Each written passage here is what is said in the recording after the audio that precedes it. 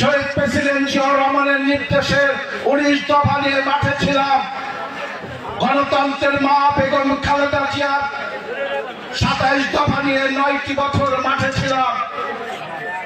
বিপ্লবী তারেক রহমানের নির্দেশে 15 বছর এই এলাকা সহ মানিকগঞ্জ জেলার প্রত্যেকটি নেতাকর্মী, সাধারণ নেতাকর্মী সহ প্রত্যেকটি মা বোন এবং মেহনতি মানুষের সকল সুখ দুঃখের সাথে আমি কাটিয়েছি। তারপরেও বলবো, আমার নেতা তারেক রহমান, বিপ্লবী তারেক রহমান, বেগম খালেদা জিয়া যে নির্দেশ দিবে, যে সিদ্ধান্ত দিবে, আমি আপনাদের সাক্ষী রেখে বলতে চাই, আমি সেই নির্দেশ, সেই আদেশ এখনো মাথা পেতে নেব। আমি আমার কথা শেষ করব।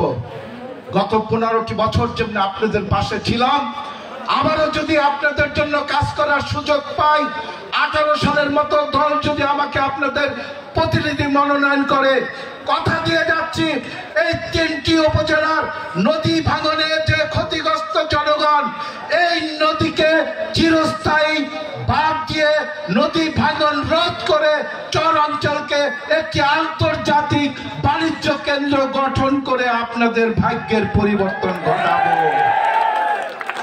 এবং এই আন্তর্জাতিক বাণিজ্য কেন্দ্র গড়ে তুলতে পারলে আর আপনাদের জমি ভাঙবে না, আর আপনাদের কোনো জমি বালি সরে যাওয়ার কারণে আপনার ঘর ক্ষতিগ্রস্ত হবে না, আপনাদের ফসলের জমি আর নদী শিকস্তি হবে না।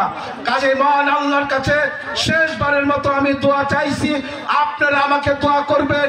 আমার মা বোনেরা, আমার মুরব্বীরা, তরুণ সমাজের তরুণরা আমাকে দোয়া করবেন, আমি যেন আগামীতে এই 3টি উপজেলার মেহনতি নিঃস্ব প্রান্তিক জনগণের জন্য একটি উন্নত জীবন যাপনের পরিবেশ, অর্থনৈতিক মুক্তি, শিক্ষা এবং বাসস্থানের সমস্যা, চিকিৎসার সমস্যা সমাধান করে যেন আল্লাহর ডাকে চলে যেতে পারি।